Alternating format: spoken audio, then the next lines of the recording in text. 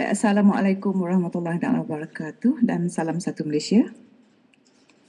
Di warga BTP yang dikasihi, yang berusaha Tuan Haji Muhammad Rauf bin Haji Jalil dan Wakil Ketua-Ketua KPP Bahagian Teknologi Pendidikan Negeri, Encik Razib bin Ismail yang menjalankan tugas Ketua Sektor Penyiaran Pendidikan, merangkap pengurusi Majlis Perhimpunan Bulanan Oktober 2011, Ketua-Ketua Sektor Bahagian Teknologi Pendidikan, Ketua-Ketua Penolong Pengarah Bahagian Teknologi Pendidikan Negeri, Wakil-Wakil Pusat Teknologi Pendidikan Bestari, PTPB dan Pusat Kajian Guru dan seterusnya tuan-tuan dan puan-puan sekalian. Jadi Alhamdulillah, mari kita panjatkan setinggi-tinggi kesyukuran kehadrat Allah Subhanahu Wa Taala kerana dengan taufik dan inayahnya dapat kita berkumpul dan berhimpun pada pagi yang indah dan permai ini dalam usaha memanfaatkan waktu, ruang dan peluang untuk menyatakan penghargaan dan ucap terima kasih yang tidak terhingga di atas kepercayaan dan persetujuan KPM dalam pemilihan saya sebagai pengarah BTP berkuat kuasa pada 20 September 2011. Saya yakin dengan rezeki yang Allah Subhanahu Wa Taala berikan ini adalah hasil daripada kepercayaan dan keyakinan semua pihak di atas keikhlasan, komitmen dan usaha saya selama perkhidmatan saya. Jadi setiap hari saya berdoa kepada Ilahi agar saya ditempatkan di satu tempat di mana saya boleh berbakti dengan terbaik dan dapat berkhidmat dengan penuh ikhlasan.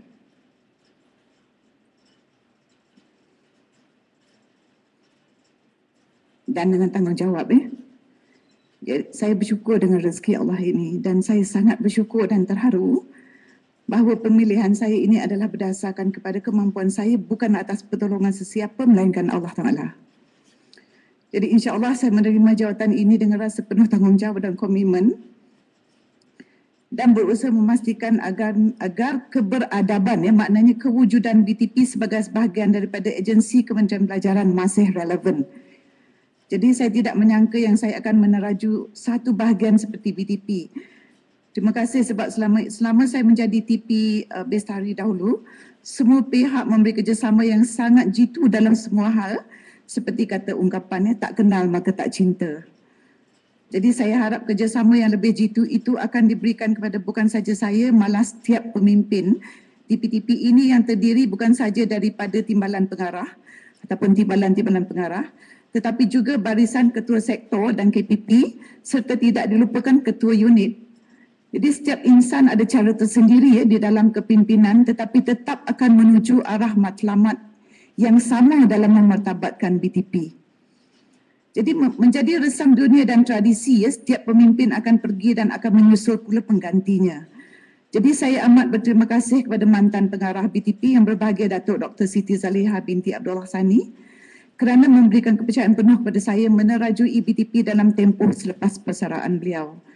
Jadi kepimpinan beliau telah berjaya meletakkan visi, misi, hala tuju, landasan dan gerak kerja yang jelas dan tepat untuk diteruskan dan oleh saya dan pelapis pimpinan di masa akan datang. Jadi saya amat terhutang budi di atas sumbangan pemikiran, tenaga, bimbingan, tunjuk ajar dan daya juang kepimpinan terdahulu yang telah berjaya melonjakkan kewibawaan dan menjulang pelbagai kejayaan serta kecemerlangan sebagai agensi pusat yang bertanggungjawab terhadap pengurusan pendidikan melalui inisiatif ICT di negara ini. Tiada bahasa yang paling indah untuk diucapkan selain doa dan harapan agar segala sumbangan dan jasa baik tersebut dirahmati dan diberkati Ilahi serta tergolong sebagai amal khair yang dapat ganjaran berganda daripada Allah. Jadi hadirin sekalian, saya juga mengambil kesempatan ini untuk mengucapkan terima kasih kepada sektor penyiaran pendidikan kerana telah berusaha memastikan perhimpunan pertama saya ini sebagai pengarah bahagian teknologi pendidikan dan ucap tamu ini dapat diikuti oleh seluruh warga BTP dan rangkaian di seluruh negara secara live streaming. Jadi saya amat berbangga dengan usaha ini kerana ia merupakan pendekatan yang akan merapatkan jurang komunikasi di antara saya sebagai pengarah BTP dengan semua warga BTP di rangkaian seluruh negara. Jadi pada saya, kita dianggap sebagai satu keluarga yang besar. Jadi tidak ketinggalan juga saya ucapkan terima kasih kepada sektor rangkaian dan repository, sektor pembangunan aplikasi pendidikan, sektor teknologi maklumat dan komunikasi pendidikan dan lain-lain yang telah menjadikan perhimpunan bulan ini sebagai satu anjakan paradigma ke arah menampilkan BTP sebagai peneraju inisiatif ICT dalam bidang pendidikan. Jadi perhimpunan yang unik kali ini menggambarkan bahawa kita semua terutamanya warga BTP masing-masing mempunyai keunikan sendiri dan ini adalah pelengkap kepada BTP.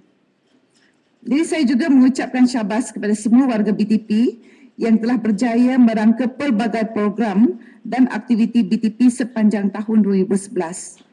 Melihat dari perspektif perancangan strategik BTP, program-program yang berkualiti yang dirancang bertujuan memberi impak yang besar kepada kecemerlangan pembestarian sekolah.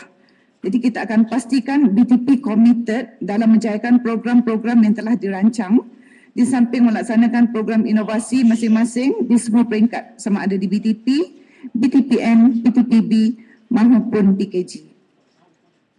Jadi tuan-tuan dan puan-puan yang dihormati sekalian, tema perhimpunan kali ini ialah keunikan individu pelengkap organisasi dan ini merupakan tema yang telah diterjemahkan daripada bahasa Inggeris. Ini adalah moto kehidupan saya sebenarnya.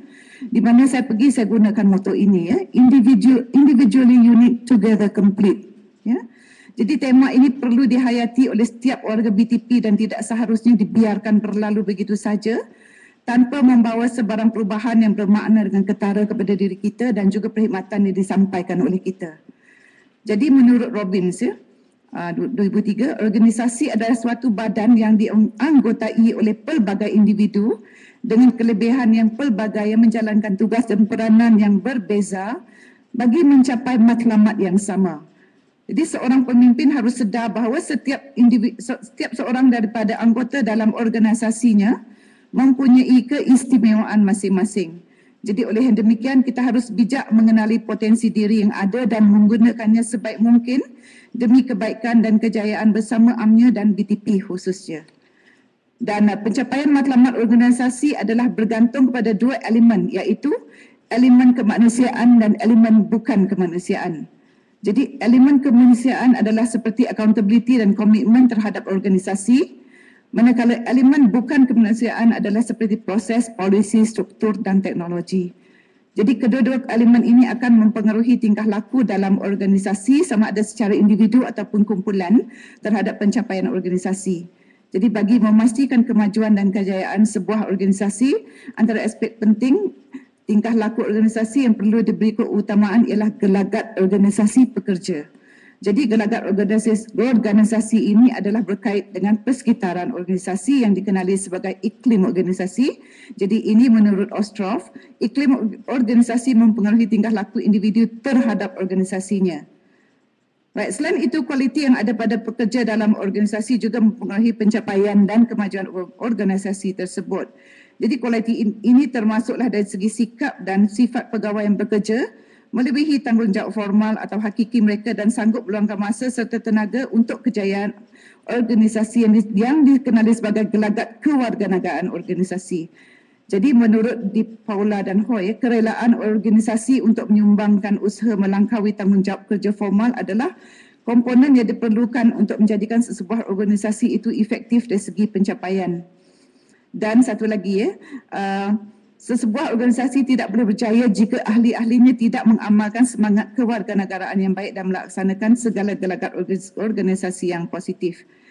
Jadi saya ingin mengingatkan bahawa kita semua adalah pemimpin kepada organisasi dan kesedaran bahawa setiap kita adalah unik harus diberi perhatian agar kita memperoleh prestasi kerja yang maksimum.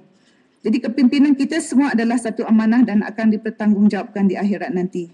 Kesalahbawaan kepimpinan ini akan menyebabkan timbulnya penyesalan dan menerima penghinaan di akhirat kelak. Ya. Jadi oleh itu secara jujur dan ikhlas saya mengakui bahawa saya bukanlah yang terbaik di kalangan yang terbaik. Sekadar ingin mencurahkan bakti, sekadar yang terdaya dan termampu dengan izin Allah. Saya mahu sentiasa dan terus mengungkapkan kalimah keramat yang dilafazkan oleh Saidina Abu Bakar As-Siddiq melalui kata-katanya. Ya. Jika kamu melihat daku dalam kebenaran, maka bantulah daku. Tetapi jika kamu melihat daku melakukan kebatilan, maka perbaiki dan luruskanlah daku. Dan kata-kata sebandingan itu ditegaskan oleh Saidina Umar Al-Khattab. Sesiapa yang melihat daku dalam melakukan sesuatu penyelewengan, maka luruskanlah daku. Jadi saya percaya pada kepimpinan melalui musyawarah. Jadi semua keputusan dan tindakan haruslah mendapat persetujuan ramai dan saya berharap setiap peringkat pengurusan dari atas hinggalah ke bawah haruslah memuji matlamat yang sama. Saya tidak akan membenarkan situasi Little Napoleon wujud dalam kepimpinan saya. Jadi setiap orang akan diberi peluang untuk menampilkan kebolehan diri dan dalam hal ini pemantauan dan bimbingan akan sentiasa diberi bagi memastikan kelemahan dan kekurangan dapat diatasi. Jadi pada saya, perkongsian ilmu haruslah sentiasa diamalkan bagi memastikan semua warga BTP sentiasa berinformasi dan berdaya saing yang tinggi. Sehubungan itu, semua warga bahagian ini disaran agar mewujudkan hubungan yang baik di antara pemimpin dan pengikut bagi mencapai kecemerlangan. Jadi pencapaian cemerlang di dalam sesuatu organisasi memerlukan langkah-langkah atau aktiviti yang dirancang oleh pemimpin bagi mendorong pengikutnya meningkat tekad dan azam ke arah kecemerlangan organisasi tersebut. Jadi oleh itu usaha ke arah penyatuan aktiviti sesuatu organisasi bergantung besar kepada kepintaran seseorang pemimpin dan cara pemimpin itu melihat setiap keunikan pekerja dari sudut yang positif. Jadi keunikan yang ada pada setiap orang boleh dikesan dan dikenapasti oleh pemimpin dan dari situlah bakat dan potensi diri boleh dicungkil supaya hasil kerja dapat yang diharapkan boleh dibanggakan. Jadi hierarki Maslow meletakkan manusia sebagai makhluk yang mempunyai peringkat tertentu dan ia dimulakan dari peringkat fisiologi, jaminan, gangguan, penghormatan dan peringkat tertinggi adalah pencapaian hasrat hati. Jadi oleh demikian sebagai pemimpin kita boleh menggunakan model tingkat kehendak Maslow dengan baik untuk tujuan memberi dorongan kepada sesiapa sahaja yang berusaha untuk berjaya. Jadi saya suka mengingatkan bahawa tugas sebagai penjahat awam merupakan satu amanah dan ia harus dipikul dengan penuh ikhlas dan tanggungjawab. Jadi tanggungjawab yang dipikul tidak memadai kalau setakat melepaskan batuk di tangga sahaja, malah apa yang dituntut dari kita adalah perkhidmatan yang terbaik atau yang berkualiti tinggi. Jadi untuk mencapai tahap yang diharapkan kita perlu mengamalkan dan menitik beratkan prinsip asas bekerja. Di antara lain ketepatan masa dan ketepatan fakta, mematuhi semua proses dan prosedur yang berkuat kuasa. Kalau tuan-tuan dan puan-puan tidak mengenali saya lagi pada mereka yang biasa bekerja rapat dengan saya memang seorang yang memang ikut prosedur.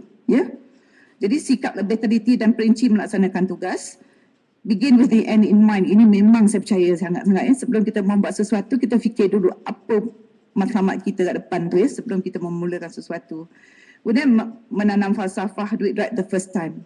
Maknanya kalau kita buat betul the first time, insya-Allah semuanya betul. Sebab bila kita buat silap the first time, susah untuk membetulkan terlalu banyak kesilapan. And never settle for less than the best. Dan sentiasa cuba melaksanakan sesuatu melebihi dari standard yang ditetapkan. Ini yang saya selalu katakan, you must be beyond. Kita berada di kementerian ni, kita mestilah buat lebih baik daripada masa kita menjadi guru dulu. Contohnya lah. Jadi saya percaya prinsip-prinsip asas ini jika diamalkan oleh semua warga BTP akan dapat menghasilkan output kerja dan outcome atau perkhidmatan yang lebih berkualiti tinggi. Dan dalam memenuhi hasrat tersebut, kita perlu bersedia untuk ditegur dan seharusnya segala teguran diterima dengan hati terbuka.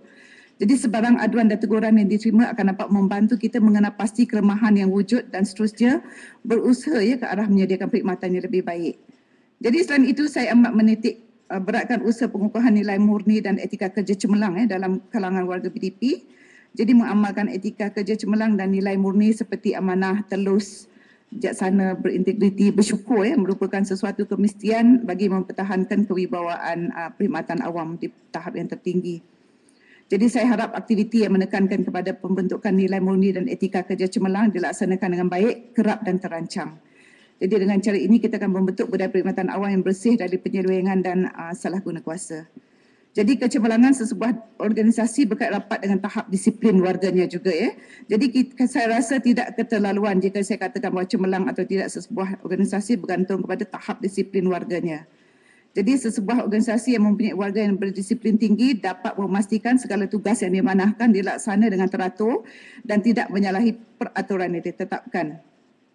Jadi kita perlu sedari bahawa terdapat peraturan dan yang perlu dipatuhi bagi menjamin perkhidmatan yang efektif, efisien, adil dan berintegriti. Jadi kawalan disiplin penting dilihat sebagai satu usaha positif ke arah penerapan nilai murni bagi menjamin pematuhan kepada peraturan yang telah ditetapkan untuk kebaikan bersama.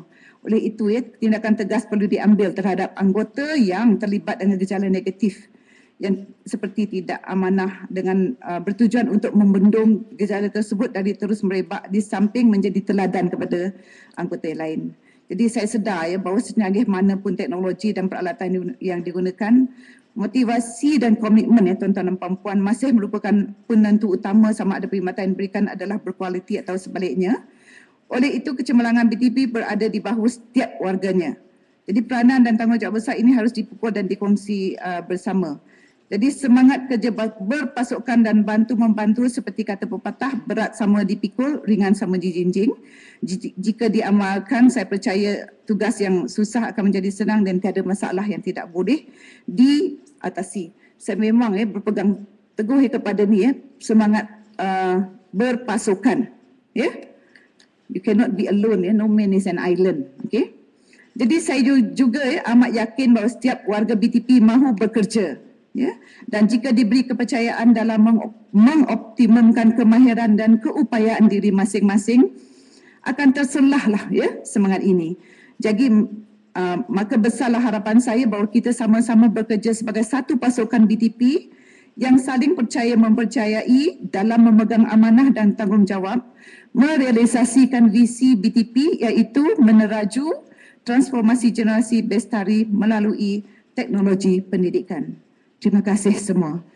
Wabillahi taufiq wa hidayah. Wassalamualaikum warahmatullahi wabarakatuh.